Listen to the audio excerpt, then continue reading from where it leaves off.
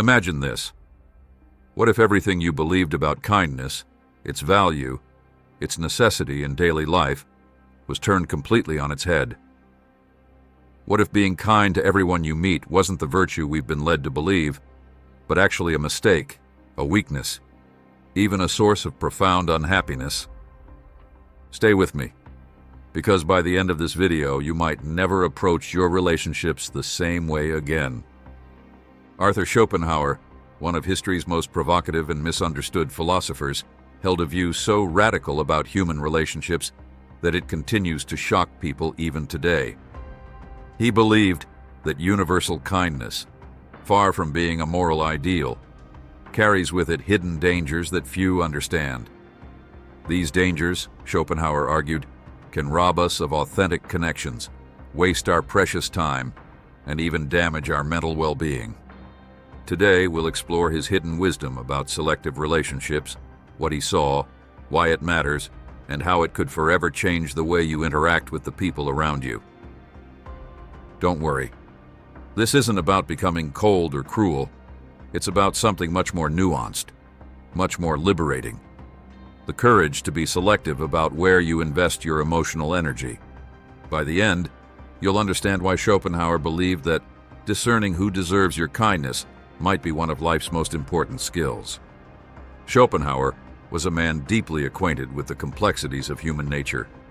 Born in 1788 in what is now Gdansk, Poland, his philosophy was profoundly shaped by personal experience and keen observation.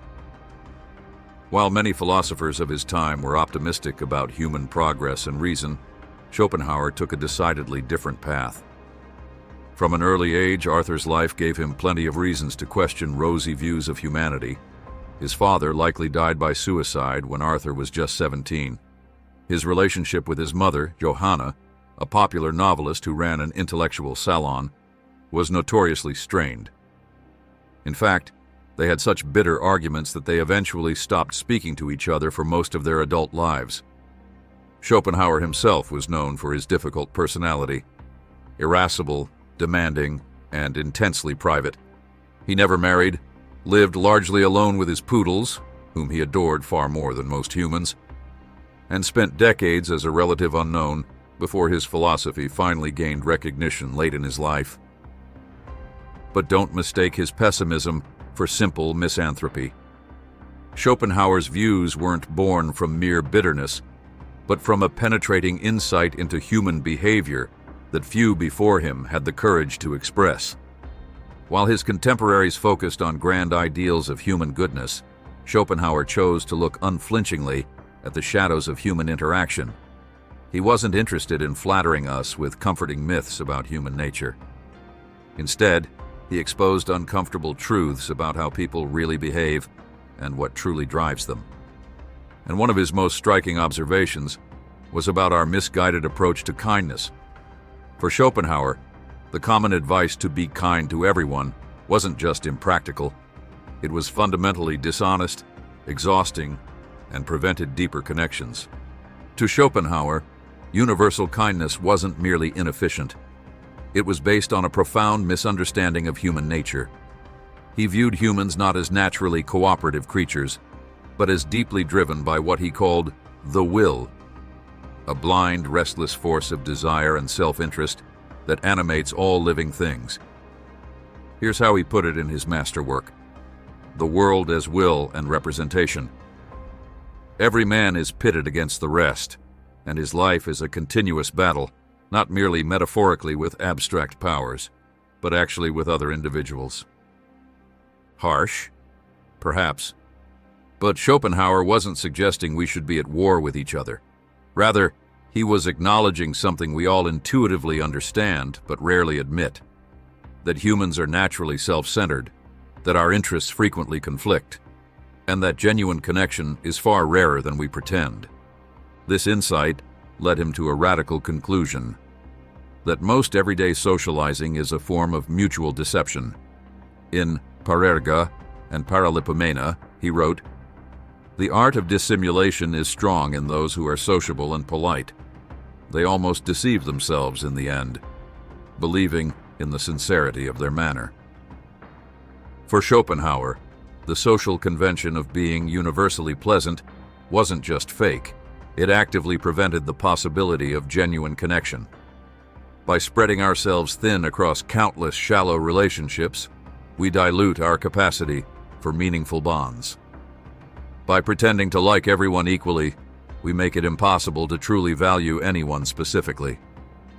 He drew a sharp distinction between common politeness, which he saw as a necessary social lubricant, and the modern tendency to feign deeper interest and affection where none exists. The former allows society to function smoothly. The latter traps us in exhausting performance and inauthentic connection. Schopenhauer's solution was radical, yet refreshing. Be more selective. Choose quality over quantity in relationships. Reserve your true kindness and attention for the few who genuinely deserve it, rather than distributing it indiscriminately. Here's the paradox Schopenhauer uncovered. The more widely we distribute our kindness, the less meaningful it becomes, both to others and to ourselves. Universal kindness may seem virtuous, but it creates profound problems that many of us experience, but few acknowledge. Think about it. Have you ever felt exhausted after a day of social interactions that required constant pleasantness? Have you maintained friendships with people you don't actually enjoy? Have you said yes to invitations you'd rather decline, or feigned interest in conversations that bored you? That's exactly what Schopenhauer was getting at. People are like porcupines in winter, he famously wrote. If they get too close, they hurt each other with their quills. But if they stay too far apart, they freeze to death. This metaphor perfectly captures his nuanced view of human relationships. We need some connection, but forced proximity often leads to pain. The problem with universal kindness, according to Schopenhauer, is threefold. First, it's dishonest. When we pretend to like everyone equally, we're not being truthful with others or ourselves. In his essay on human nature, he observed that almost all our sorrows spring out of our relations with other people. Part of this suffering comes from the gap between how we really feel and how social norms dictate we should behave. Second, universal kindness is exhausting. Each interaction requires energy, emotional, mental, sometimes even physical. By spreading this finite resource across countless relationships, we deplete ourselves unnecessarily. Schopenhauer recognized this drain long before modern psychology gave us terms like emotional labor and social battery. Third, and perhaps most importantly, universal kindness prevents depth. When we try to maintain dozens or hundreds of pleasant relationships, we lack the time and energy to develop the few meaningful connections that might truly enrich our lives. As Schopenhauer noted, ordinary people merely think how they shall spend their time. A man of talent tries to use it. The cost of this approach is steep. Many people find themselves surrounded by acquaintances, yet feeling profoundly alone. They maintain networks of friends with whom they share no genuine intimacy. They exhaust themselves with social obligations that bring little joy or meaning. And perhaps most tragically, they miss the opportunity for the kind of deep connection that Schopenhauer, despite his reputation as a pessimist, believed was one of life's few genuine consolations. Take a moment to reflect on your own relationships. How many people in your life receive your kindness out of genuine affection? And how many receive it merely out of habit or social obligation? How often do you find yourself nodding along in conversations you don't care about, or saying yes to invitations you'd rather decline? What would happen if you were more selective with your time and attention? Not cruel or rude, but simply more discerning about where you invest your emotional energy. How might your life change if you stopped trying to be kind to everyone and focused on being truly present with the few people who matter most? Share your thoughts in the comments below, because this is a conversation worth having. And remember, we're only just beginning to uncover Schopenhauer's wisdom about human relationships. Schopenhauer didn't just critique universal kindness, he offered a compelling alternative. In his view, selectivity in relationships wasn't just permitted, it was essential for a well-lived life. "It is difficult to find happiness within oneself," he wrote, "but it is impossible to find it anywhere else." This quote reveals a fundamental truth about Schopenhauer's approach. He believed that our inner life should take precedence over our social life, and that relationships should be chosen carefully to support rather than drain our well-being. For Schopenhauer, the ideal approach to relationships was quality over quantity, depth over breadth. In Counsels and Maxims, he advised, "We should treat with indulgence every human folly, failing, and vice, bearing in mind that what we have before us are simply our own failings, follies, and vices. For they are just the failings of mankind to which we also belong."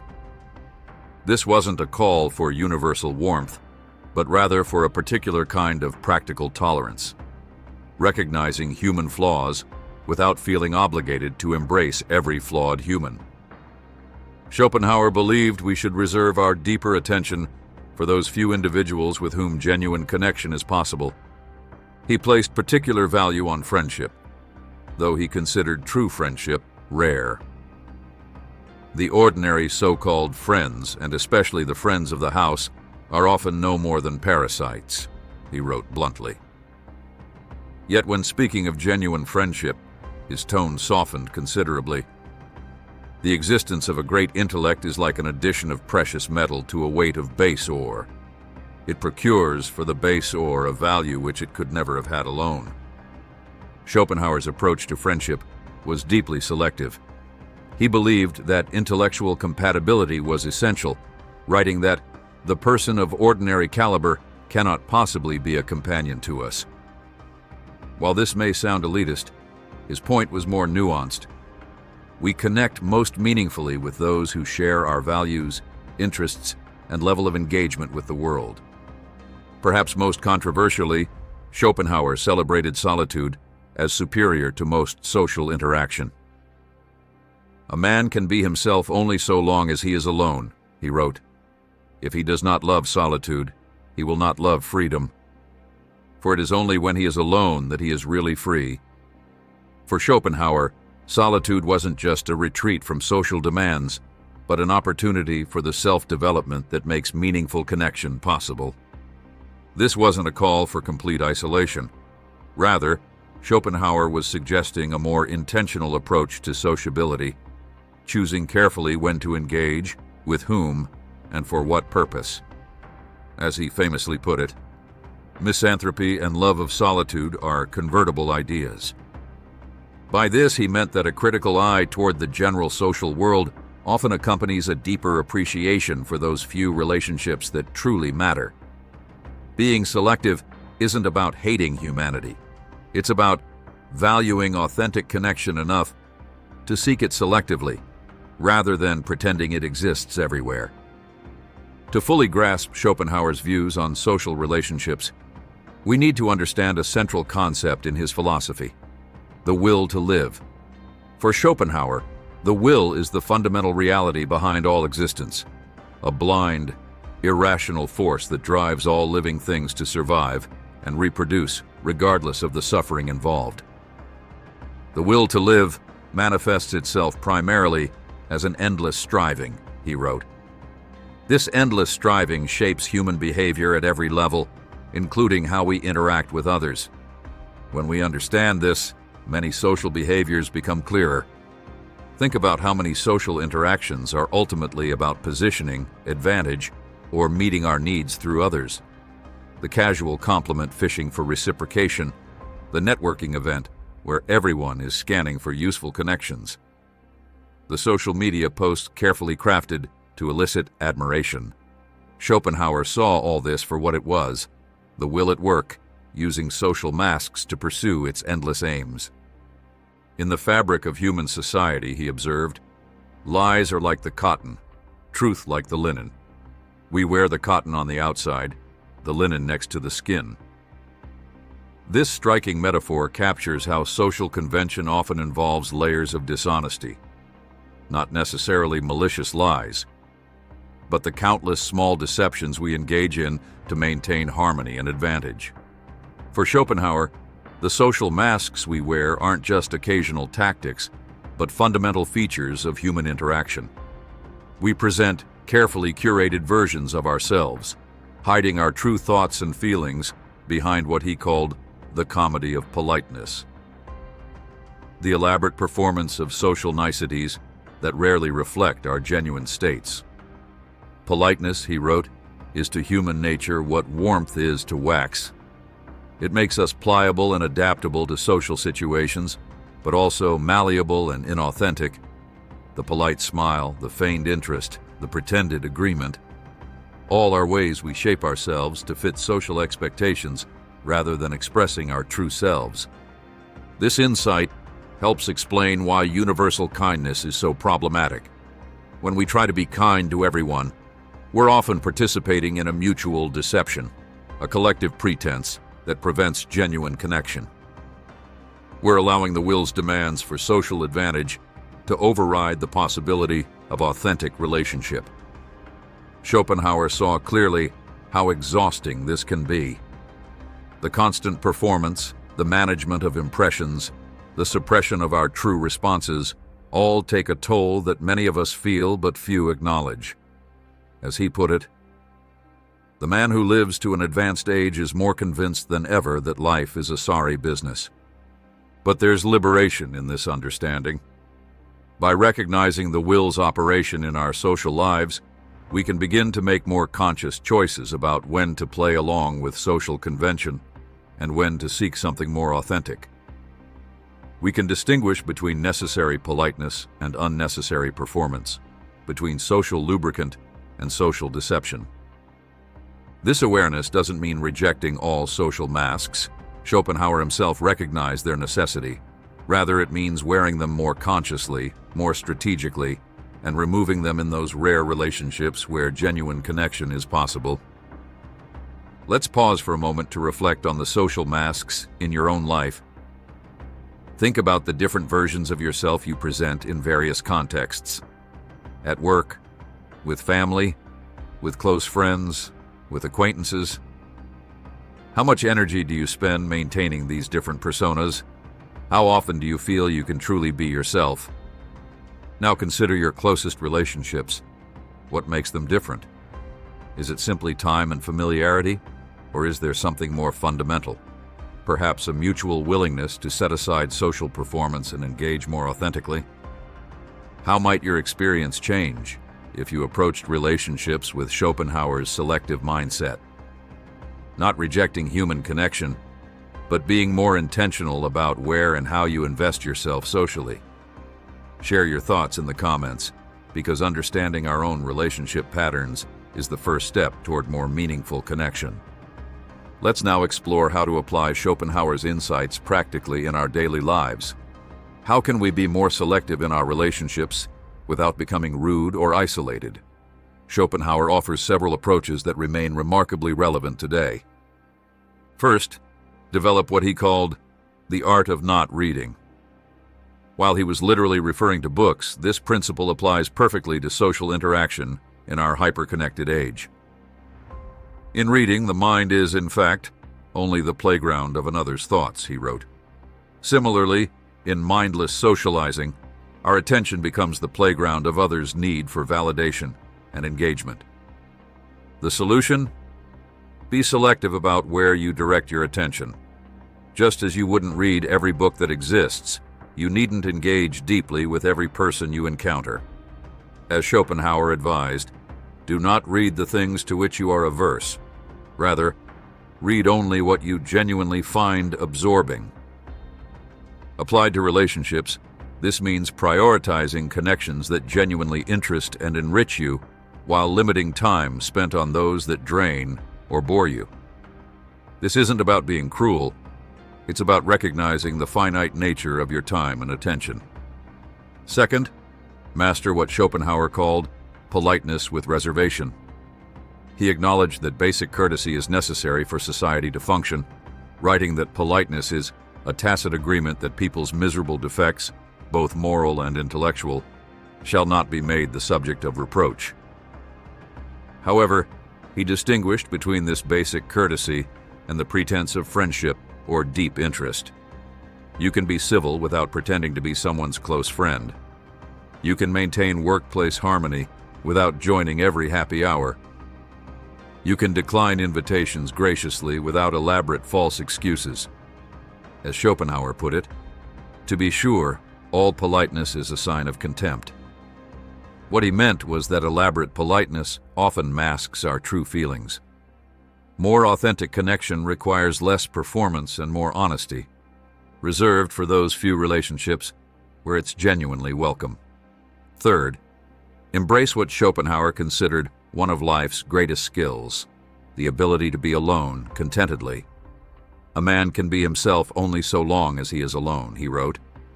If he does not love solitude, he will not love freedom, for it is only when he is alone that he is really free.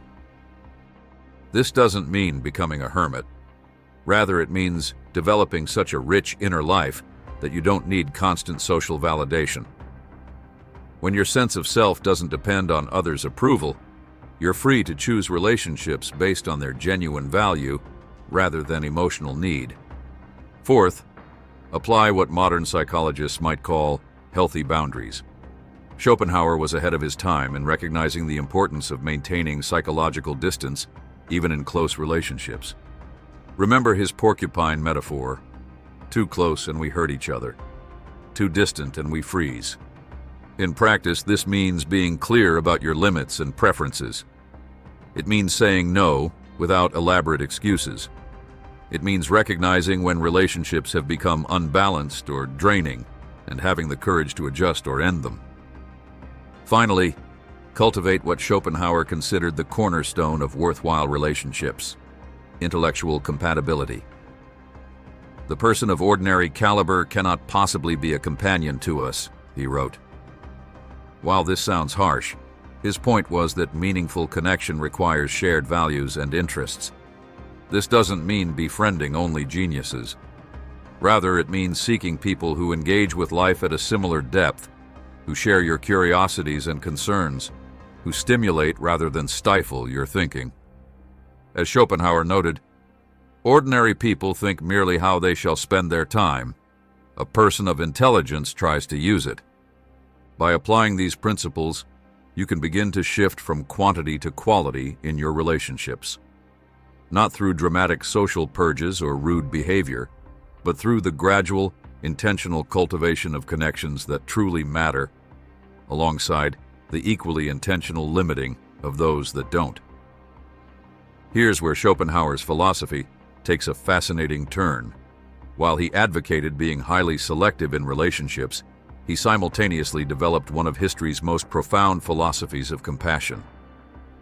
Understanding this apparent contradiction is key to grasping his full wisdom.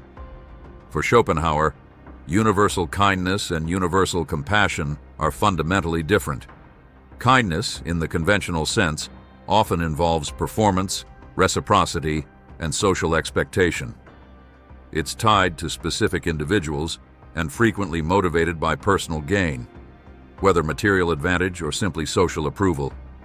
Compassion, by contrast, transcends the individual. It arises from what Schopenhauer considered a profound metaphysical insight, that the separation between beings is ultimately an illusion. As he wrote in On the Basis of Morality, "My true inner being actually exists in every living creature, as truly and immediately as it makes itself known in my self-consciousness only to me." This recognition that all beings are manifestations of the same fundamental will was for Schopenhauer the basis of genuine morality. When we truly understand this, he believed, compassion flows naturally. We recognize others' suffering as ultimately indistinguishable from our own. Compassion, he wrote, is the basis of all morality. Not kindness, not politeness, not social performance, but the direct recognition of shared suffering.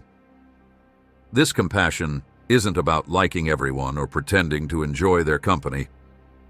It's about acknowledging the universal experience of struggle that unites all living things. Here lies the resolution to the apparent contradiction. Schopenhauer believed we should be highly selective in our personal relationships while maintaining a universal compassion that requires no personal interaction at all. You don't need to spend time with every human to recognize their fundamental nature. You don't need to pretend enjoyment of everyone's company to wish for the alleviation of suffering. You can be simultaneously selective in your social circle and compassionate toward all beings. In practical terms, this means distinguishing between moral regard and social engagement. You can treat all beings with basic respect and care without inviting them into your inner circle. You can work for the common good without pretending to personally connect with everyone you encounter. As Schopenhauer put it, the assumption that animals are without rights and the illusion that our treatment of them has no moral significance is a positively outrageous example of Western crudity and barbarity. Universal compassion is the only guarantee of morality. Notice that he extended this compassion beyond humans to all sentient beings. Another way his philosophy transcended conventional social morality. True compassion for Schopenhauer wasn't about social performance, but about recognizing the unity behind apparent diversity. This distinction liberates us from the exhausting performance of universal kindness while maintaining a genuine ethical foundation. We can be selective about our time and attention without becoming morally callous. We can maintain boundaries without losing our humanity. In the end, Schopenhauer offers a more authentic approach to both ethics and relationships, universal compassion paired with selective engagement. Not pretending to like everyone equally, but recognizing everyone's equal claim to basic moral consideration. Not exhausting ourselves with social performance, but directing our limited energy toward those connections that truly matter. Let's reflect on this crucial distinction between kindness and compassion in your own life. Think about times when you've performed kindness out of social obligation versus times you felt genuine compassion. How did these experiences differ? Did one feel more authentic or meaningful than the other? Consider how you might apply Schopenhauer's dual approach, being more selective in your personal relationships while maintaining universal compassion. What would change in your daily interactions? Would you spend your time differently? Would you feel more or less connected to others? And perhaps most importantly, what relationships in your life currently drain your energy through obligatory kindness, and which ones nourish you through authentic connection? How might recognizing this difference change your approach to social life? Share your reflections in the comments, because understanding the quality of our connections is essential to living with both authenticity and compassion. As we draw our exploration to a close, let's synthesize Schopenhauer's wisdom about selective relationships into principles we can apply in our own lives. Schopenhauer's philosophy challenges us to reconsider our approach to human connection at its foundation. Be kind to everyone might be common advice, but Schopenhauer suggests something more nuanced.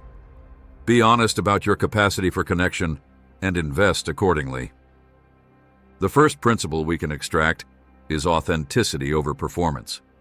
Schopenhauer saw clearly how much of our social life consists of elaborate performances that exhaust us while preventing genuine connection. By dropping the pretense of universal friendship, we create space for relationships based on truth rather than convention. As he wrote, almost all of our sorrows spring out of our relations with other people, not because connection itself is problematic, but because inauthentic connection inevitably leads to disillusionment. By being more honest about our social preferences and limitations, we avoid setting ourselves and others up for disappointment. The second principle is quality over quantity. Schopenhauer recognized that human attention and energy are finite resources that should be invested wisely. By trying to maintain dozens or hundreds of pleasant relationships, we spread ourselves too thin to develop the deep connections that truly enrich life. Ordinary society, he observed, is like a second-rate picture so darkened by time that it is now impossible to make out the subject. By contrast, selective relationships retain their clarity and vibrancy precisely because they receive the full light of our attention. The third principle is independence as the foundation for connection. Paradoxically, Schopenhauer believed that the capacity to be alone contentedly is precisely what enables meaningful relationships. A man can be himself only so long as he is alone, he wrote. When we depend on others for our sense of self, we cannot relate to them authentically. This independence isn't about isolation, but about developing such a rich inner life that external validation becomes secondary. From this foundation, we can choose relationships based on genuine affinity rather than desperate need. The fourth principle is compassion without pretense. Schopenhauer distinguished sharply between the performance of kindness and the reality of compassion. True compassion doesn't require liking everyone or enjoying their company. It requires recognizing our shared nature and responding to suffering with genuine concern. This allows us to maintain our ethical bearings while being selective in our social lives. We can wish well for humanity without pretending to be everyone's friend. We can work for the common good without exhausting ourselves in performative sociability. Finally, Schopenhauer offers us the principle of conscious choice in relationships. Rather than drifting through social life on autopilot, responding to every demand for attention and engagement, we can be intentional about where we invest ourselves, not through dramatic declarations or rude rejections, but through quiet, consistent choices about how we spend our limited time. These principles don't lead to isolation or misanthropy, as critics might claim. Instead, they create the conditions for more authentic, meaningful connection. By being selective about our relationships, we honor both our limitations and the depth possible in genuine human bonds. As Schopenhauer wrote, "For one cannot serve two masters, society and thought." The choice isn't between universal kindness and complete isolation, but between superficial connection with many and meaningful connection with few. We began this journey by challenging a common assumption that being kind to everyone is an unqualified virtue. Through Schopenhauer's penetrating insights, we've discovered a more nuanced approach, one that honors both our finite nature and our capacity for genuine connection. This isn't about becoming cold or dismissive. It's about acknowledging a truth we all intuitively understand but rarely express. That meaningful relationship requires focus, that our attention is a precious resource, and that pretending to connect with everyone prevents us from truly connecting with anyone. Schopenhauer, despite his reputation for pessimism, wasn't against human connection. He was against deception, including the self-deception involved in pretending to like everyone equally. His philosophy points towards something more authentic: the courage to be selective, the honesty to acknowledge our limitations, and the wisdom to invest our relational energy where it truly matters. As you move forward from this video, consider how your approach to relationships might change if you embraced Schopenhauer's selective philosophy. Not through dramatic social purges or rude behavior, but through small, consistent choices about where you direct your attention and energy. Remember, you can maintain compassion for all without pretending connection with all. You can wish well for humanity without exhausting yourself in social performance. You can be kind when necessary without making kindness your default mode, regardless of context. In the end, Schopenhauer's wisdom about selective relationships isn't about withdrawing from humanity. It's about engaging more authentically with the few rather than performing for the many. It's about quality over quantity, depth over breadth, truth over convention. As he wrote in a moment of rare optimism, "The present moment is all you have, and if you live there with clear judgment, it's sufficient." Perhaps true kindness, then, isn't about being pleasant to everyone you meet. Perhaps it's about being honest about your capacity for connection and investing your limited relational energy where it can create something genuine, something lasting, something truly kind. What do you think? Has Schopenhauer's philosophy changed how you view kindness and relationships? Share your thoughts below, And let's continue this conversation about one of life's most important skills, knowing where and with whom to invest your precious attention.